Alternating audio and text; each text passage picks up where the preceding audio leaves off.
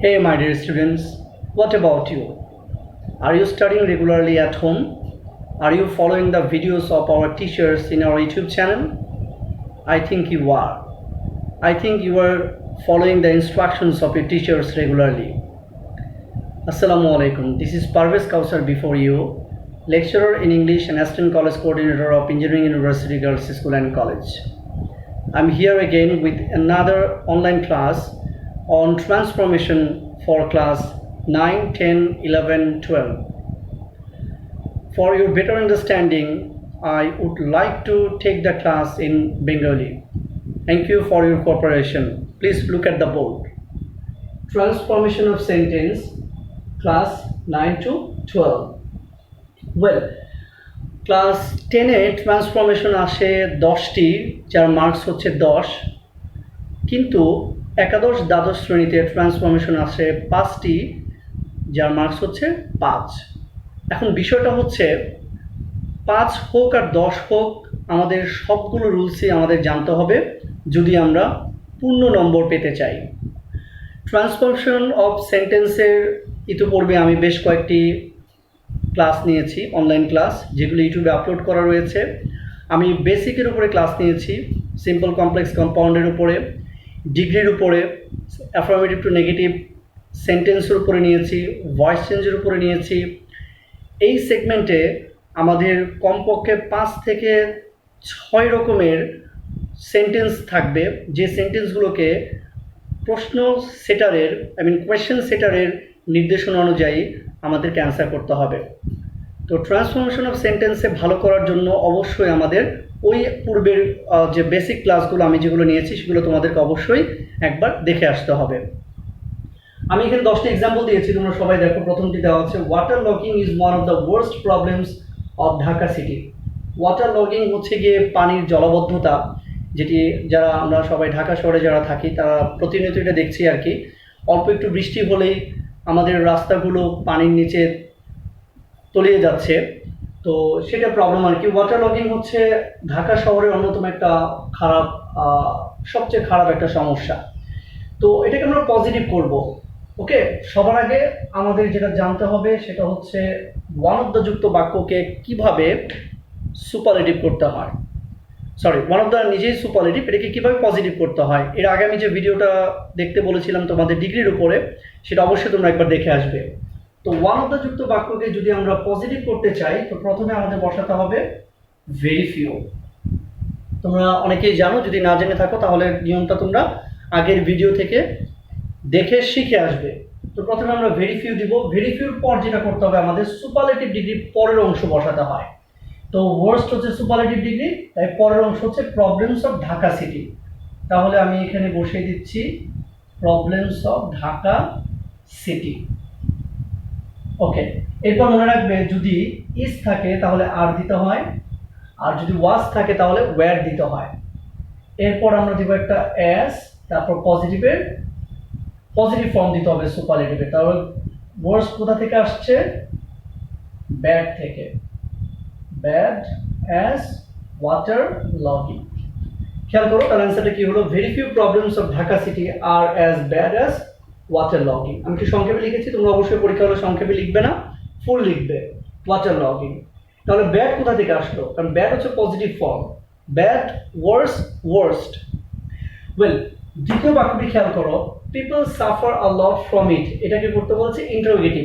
আমি প্রথম ভিডিওটাই বানিয়েছিলাম ইন্টারোগেটিভ সেন্টেন্স কিভাবে বানাতে হয়।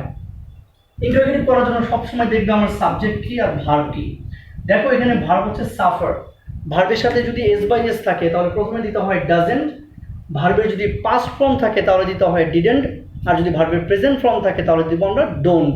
যেহেতু এটা সাফার প্রেজেন্ট ফর্ম, ইডি নেই, এস বাই এস নেই, সো প্রথমে আমরা ডোন্ট বসাবো। মনে রাখতে হবে ইন্টারোগেটিভ করার সময় যদি বাক্যটি যদি পজিটিভ হয় অবশ্যই নেগেটিভ বানাতে হবে, আর যদি নেগেটিভ হয় তাহলে পজিটিভ বানাতে হবে। যেহেতু এই বাক্যটি পজিটিভ, কোনো নেগেটিভ অ্যাডভার্ব নেই, সেজন্য আমরা প্রথমে ডোন্ট বসিয়েছি। এই বাক্যে আর কোনো কাজই নেই। ডোন্টের পর আমরা সাবজেক্ট বসাবো, আর বাকি যা আছে তাই দিয়ে প্রশ্নবোধক চিহ্ন দিব। উত্তর হবে don't people suffer a lot from it. আবার খেয়াল করো, ভার্বের সাথে এস থাকলে এখানে ডাজেন্ট হতো, ইডি থাকলে ডিডেন্ট হতো, বাকি যা আছে তাই। মনে রাখবে ডোন্ট, ডাজেন্ট, ডিডেন্টের পর সব সময় ভার্বের বেস ফর্ম বসবে। এটা আমাদের বাচ্চারা অনেকেই ভুল করে। ডাজেন্ট দিয়েছে, আবার ভার্বের সাথে এস বাই এসও দিয়েছে। যখন আমরা ডাজেন্ট দিব তখন আর ভার্বের সাথে এস বাই এস হবে না। 3 নম্বর বাক্যটি আমরা দেখি, the city dwellers are the worst victim. এখানে কমপ্লেক্স বানাতে বলেছে। এটা সিটি ডুয়েলার্স হচ্ছে সাবজেক্ট, ভার্ব হচ্ছে আর। দেখো এখানে একটি সাবজেক্ট একটি ভার্ব রয়েছে। যখন মনে রাখবে একটি সাবজেক্ট একটি ভার্ব যুক্ত কোনো বাক্যকে কমপ্লেক্স করতে বলে, একদমই সহজ, নিয়মটা মাথায় রাখবে, সামনে দিতে হবে ইট ইজ। তাহলে আমি প্রথমে বসালাম ইট ইজ, এরপর বসাবো the city dwellers. Okay, the city dwellers. এরপরে তুমি কি করবে, ডুয়েলার্স, সিটি ডুয়েলার্স যেহেতু ব্যক্তি তাই আমরা হু দিব। যদি এটা বস্তু হতো তাহলে আমরা হুইচ দিতাম, বাকি যা আছে তাই।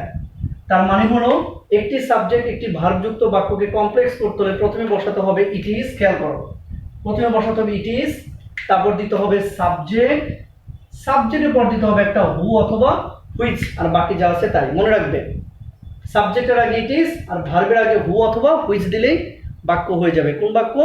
একটি সাবজেক্ট একটি ভার্বযুক্ত সিম্পল সেন্টেন্সকে কমপ্লেক্স করার জন্য। নিয়মগুলো মনে রাখবে। 3 নাম্বার দেখো, প্যাসিভ করতে বলেছে। Government has taken some measures to solve this problem. Well, passive করার জন্য সবার আগে আমাদের বের করতে হবে সাবজেক্ট, ভার্ব, অবজেক্ট বের করতে হবে। তাহলে আমার এখানে গভর্নমেন্ট হচ্ছে সাবজেক্ট, ভার্ব হচ্ছে হ্যাজ টেকেন, অবজেক্ট হচ্ছে some measures, to solve this problem হচ্ছে এক্সটেনশন। অনেক সময় আমরা বুঝতে পারি না অনেকেই যে কিভাবে অবজেক্ট বের করব। মনে রাখবে ভার্বকে কি বা কাকে দ্বারা প্রশ্ন করলে যে উত্তর পাওয়া যায় তাকে অবজেক্ট বলে। ভার্বকে কি বা কাকে দ্বারা প্রশ্ন করতে হবে। তাহলে টেকেন মানে হচ্ছে নেওয়া। যদি আমরা প্রশ্ন করি কি নিয়েছে সরকার, কি নিয়েছে, উত্তর আসে সাম মেজার্স, কিছু পদক্ষেপ। সো এটা হচ্ছে আমার অবজেক্ট। তাই আমার প্রথম কাজ হচ্ছে অবজেক্টকে সাবজেক্ট বানানো। তাহলে প্রথমে তুমি লিখবা হচ্ছে সাম মেজার্স। এবার খেয়াল করো হ্যাজ যুক্ত বাক্যকে কিভাবে প্যাসিভ করতে হয়। হ্যাভ, হ্যাজ, হ্যাড থাকলে have been, has been, had been দিতে হয়। যেহেতু এখানে হ্যাজ রয়েছে অনেকেই ভুল করে এটাকে আমরা হ্যাজ দিয়ে থাকি, কিন্তু আসলে হবে হ্যাভ। কেন হ্যাভ হবে? কারণ এখানে মেজার্স হচ্ছে অনেকগুলো। খেয়াল করবে এখানে গভর্নমেন্ট সিঙ্গুলার ছিল বলে গভর্নমেন্টের পরে হ্যাজ বসেছে, কিন্তু এখানে যখন আমি অবজেক্টকে সাবজেক্ট বানিয়েছি, যখন আমি দেখছি যে এটা সাবজেক্টটা হচ্ছে মেজার্স প্লুরাল, তখন হ্যাজ চেঞ্জ হয়ে হ্যাভ হয়েছে। কিন্তু হ্যাডের ক্ষেত্রে কোনো চেঞ্জ হবে না। হ্যাডের ক্ষেত্রে সিঙ্গুলার হোক আর প্লুরাল হোক সব সময় হ্যাড বিন হবে, কিন্তু হ্যাভ এর ক্ষেত্রে একটু ভিন্নতা রয়েছে। এরপর আমাদের দিতে হবে ভার্ব 3। প্যাসিভ করার নিয়মটা খেয়াল করো, প্রথমে অবজেক্টকে সাবজেক্ট বানাতে হবে, হ্যাজ থাকলে হ্যাজ বিন অথবা হ্যাভ বিন হবে, তারপরে ভার্ব 3 দিতে হবে। এখন তুমি বাই দিয়ে দাও একটা, তারপরে বাই গভর্নমেন্ট দাও, আর ডট ডট দিয়ে বাকি এক্সটেনশনটা বসিয়ে দাও। তোমরা বাই গভর্নমেন্ট আগে না দিয়ে তোমরা পরেও দিতে পারো। তুমি যদি চাও, যদি মনে করো যে আমি গভর্নমেন্টটা পরে দিব, আমি লিখবো some measures have been taken to solve this problem by the government, তাহলেও হবে, কোনো সমস্যা নেই। ওকে, 3 নাম্বার দেখো, this problem must be addressed properly. Active করতে বলেছে, উল্টো করবো আমরা। মনে রাখতে হবে অ্যাক্টিভ করতে বলে প্রথমে দেখবে বাই আছে কিনা। This problem must be addressed, এই সমস্যাটা অবশ্যই চিহ্নিত করতে হবে প্রপারলি, সঠিকভাবে, অথবা এই সমস্যাটি সমাধান করতে হবে সঠিকভাবে, চিহ্নিত করে সমাধান করতে হবে। কে করবে? আমি, তুমি, না সরকার করবে? যেহেতু ওয়াটার লগিং এর যে সমস্যাটা, এই সমস্যাটা আমরা চাইলে সমাধান করতে পারবো না জনগণ, এটা সমাধান করতে হবে সরকারকে পদক্ষেপ নিতে হবে। তাই আমরা যেহেতু এখানে বাই নেই, বাই না থাকলে ধার করবো প্রথমে গভর্নমেন্ট। মনে রাখবে আমাদের অবস্থা বুঝে আমাদেরকে ধার করতে হবে। যদি এমন হয় যে যদি দেখি না আমরাই পারি, তাহলে আমরা ধার করব উই অথবা পিপল। তাহলে অ্যাক্টিভ করার সময় সব সময় দেখতে হবে আগে বাই আছে কিনা। যদি না থাকে তাহলে পরে আমাদের ধার করতে হবে, আর যদি বাই থাকে তাহলে বাইয়ের পরে যে অবজেক্টটা থাকে সেটাকে সাবজেক্ট বানাতে হবে। ওয়েল, তাহলে আমরা প্রথমে গভর্নমেন্ট দিয়েছি। অ্যাক্টিভ করার নিয়ম হচ্ছে যদি must be, can be, could be, should be, I mean মডেলের পরে বি থাকে, তাহলে বিটা বাদ যায়, তাহলে কি বসবে? শুধু মাস্ট বসবে। আর মনে রাখতে হবে যে মডেলের পরে ভার্ব 1 বসে, তাহলে এটার ভার্ব 1 কি? অ্যাড্রেসের ভার্ব 1 হচ্ছে অ্যাড্রেস। তাহলে গভর্নমেন্ট মাস্ট অ্যাড্রেস, তাহলে গভর্নমেন্ট দিয়েছি সাবজেক্ট, মাস্ট অ্যাড্রেস হচ্ছে ভার্ব, তাহলে সাবজেক্ট ভার্বের পরে কে বসে? অবজেক্ট। অবজেক্ট কোথা থেকে আসবে? অবজেক্ট আসবে সাবজেক্ট থেকে। তাহলে এখানে সাবজেক্ট কে ছিল? The problem. তাহলে এখানে দিয়ে দাও দ্য প্রবলেম। এরপর প্রপারলি আছে, প্রপারলি দিয়ে দিলাম। তাহলে উত্তর হয়ে গেল government must address this or address the problem. Well, F number দেখো, what a miserable life we lead then. আমরা কি শোচনীয় জীবন যাপন করি ওই সময়। এটাকে অ্যাসার্টিভ করবো আমরা। ওয়েল, অ্যাসার্টিভ করার নিয়ম হচ্ছে যখন এখানে হোয়াট এ অথবা হাউ যাই থাকুক না কেন, প্রথম আমাদের যেটা করতে হবে লাস্টে থেকে সাবজেক্ট ভার্বটাকে আগে নিয়ে আসতে হবে। তাহলে এখানে সাবজেক্ট হচ্ছে উইটাকে আমরা আগে নিয়ে আসবো, ভার্ব হচ্ছে লিড, আমরা লিড নিয়ে আসলাম। এরপর হোয়াট বাদ যাবে, মনে রাখবে হোয়াট বাদ দিয়ে একটা ভেরি আসবে, কিন্তু কখন? এরপরে হোয়াট উই লিড এখানে একটা ভেরি, তারপরে দেওয়া হচ্ছে মিজারেবল, তারপর লাইফ, এরপর দেন, হয়ে গেল আমার অ্যাসার্টিভ। তাহলে নিয়ম কি? হোয়াট থাকুক আর হাউ থাকুক সাবজেক্ট ভার্বটাকে আগে নিয়ে আসতে হবে, তারপরে এ থাকলে এ বসাবো, এ না থাকলে এ বসাবো না। হোয়াট উঠে গিয়ে ভেরি বসবে, হাউ থাকলে উঠে গিয়ে ভেরি বসবে, তারপরে বাকি অংশটুকু বসবে। এভাবে আমরা অ্যাসার্টিভ বানিয়ে ফেলবো এক্সক্লামেটরি থেকে। ওকে, জি নাম্বার দেখো, we can not but go with this problem. এটাকে অ্যাফার্মেটিভ করতে বলেছে। তাহলে আমি ক্যান নট বাটটাকে যদি আমি নিয়ম জানি যে ক্যান নট বাট যুক্ত বাক্যকে কিভাবে অ্যাফার্মেটিভ করতে হয়, তাহলে কিন্তু সহজ হয়ে যাবে। আমি আবারও বলছি, ইতিপূর্বে আমার যে ভিডিওটা রয়েছে অ্যাফার্মেটিভ নেগেটিভের উপরে, সেটি অবশ্যই একবার দেখে আসবে, ওখানে নিয়মগুলো মুখস্থ করবে। ক্যান নট বাট থাকলে একটা মাস্ট বসাতে হয়, তো হয়ে গেল। আর কিন্তু কোনো পরিবর্তন নেই, শুধুমাত্র ক্যান নট বাটের পরিবর্তে মাস্ট বসাতে হবে, বাকি সব okay. We must go with this problem.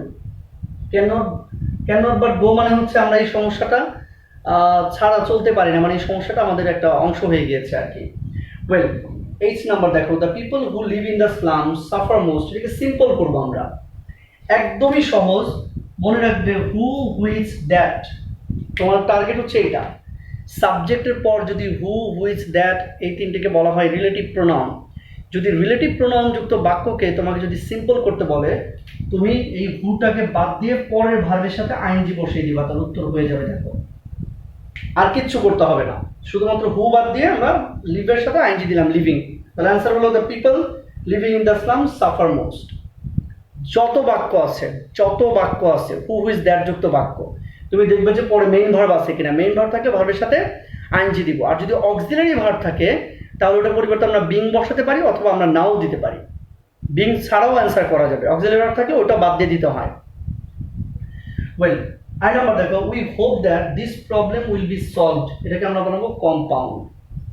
আমরা আশা করছি যে এই সমস্যাটি সমাধান হবে। তোমাকে জানতে হবে দ্যাট যুক্ত বাক্যকে কিভাবে কম্পাউন্ড করে।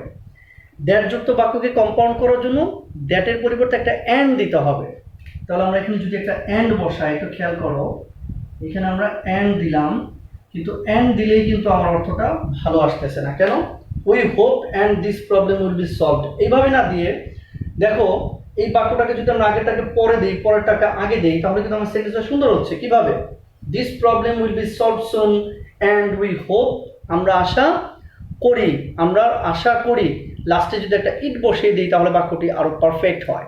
তাহলে অ্যান্সারটা লিখতে হবে this problem will be solved soon and we hope it, অথবা উই হোপ দ্যাট। আমরা দ্যাটও বসাতে পারবো, এইটও দ্যাট বসাতে পারবো। তা মনে রাখবে, যখন দ্যাট যুক্ত বাক্যকে তোমাকে কম্পাউন্ড করতে বলবে, তুমি দ্যাটের জায়গায় অ্যান্ড দিবা, দেওয়ার পরে দেখবা বাক্যটা পড়ে আমরা কি আগে আসা মানে বাক্যটি পড়ে বাংলা অর্থ বুঝবা যে এটা কেমন অর্থ হচ্ছে, আমরা আশা করি এবং এই সমস্যাটি সমাধান হবে। এটি যদি আমরা সুন্দর করে এইভাবে বলি যে আমরা এই সমস্যাটির সমাধান হবে এবং আমরা এটা আশা করছি, তাহলে কিন্তু আরো সুন্দর লাগছে শুনতে আর কি। সো এটা খেয়াল রাখবে আর কি। এবার যে নাম্বার দেখো, ইফ উই ওয়ার্ক টুগেদার, যদি আমরা একত্রে কাজ করি, উই ক্যান ওভারকাম এনিথিং, আমরা যে কোনো কিছুকেই জয় করতে পারবো। ইফ উই ওয়ার্ক টুগেদার, এখানে এক জিনিস খেয়াল করতে হবে, সিম্পল করবো আমরা। ইফ যুক্ত বাক্য যদি অ্যাফার্মেটিভ হয়, এই তো পূর্বে সিম্পল কমপ্লেক্স কম্পাউন্ড ক্লাসে আমি বিস্তারিত এইগুলো নিয়ে আলোচনা করেছি। ইফ যুক্ত বাক্যটি যদি অ্যাফার্মেটিভ হয় এবং সেটাকে যদি সিম্পল করতে বলে, তাহলে ইফের পরিবর্তে বাই প্লাস ভার্ব আইএনজি বসে। দেখো আমি ইফ উঠিয়ে বাই দিয়েছি, তারপরে আমি ওয়ার্ক ছিল এখানে সাবজেক্ট, তাই ভার্ব, তাই ওয়ার্কের সাথে ওয়ার্কিং দিয়েছি, তারপর টুগেদার, বাকি যা আছে তাই। এখানে উই আছে, এখানে উই আছে, সাবজেক্ট যদি একই হয় প্রথমটা বাদ দিয়ে দিতে হয়। আর ইফ যুক্ত বাক্য যদি নেগেটিভ হয়, তাহলে আমাদের কি করতে হবে, উইদাউট প্লাস ভার্ব আইএনজি দিতে হবে। আগে নিয়মগুলো মুখস্থ করবে, তাহলে তোমার এগুলো করা অনেক অনেক সহজ হয়ে যাবে। আশা করি সবাই খুব ভালো করে বুঝতে পেরেছো। সবাই বাসায় নিয়মিত অনুশীলন করবে, প্র্যাকটিস করবে। পরীক্ষা কবে হবে, কখন হবে, এটা আসলে আমরা নিজেরাও ঠিক করে বলতে পারছি না। সব কিছু ডিপেন্ড করছে সিচুয়েশনের উপরে, কিন্তু পড়ালেখা কিন্তু বাসায় চালিয়ে যেতে হবে। তো সবাই ভালো থাকো, সুস্থ থাকো। আল্লাহ হাফেজ।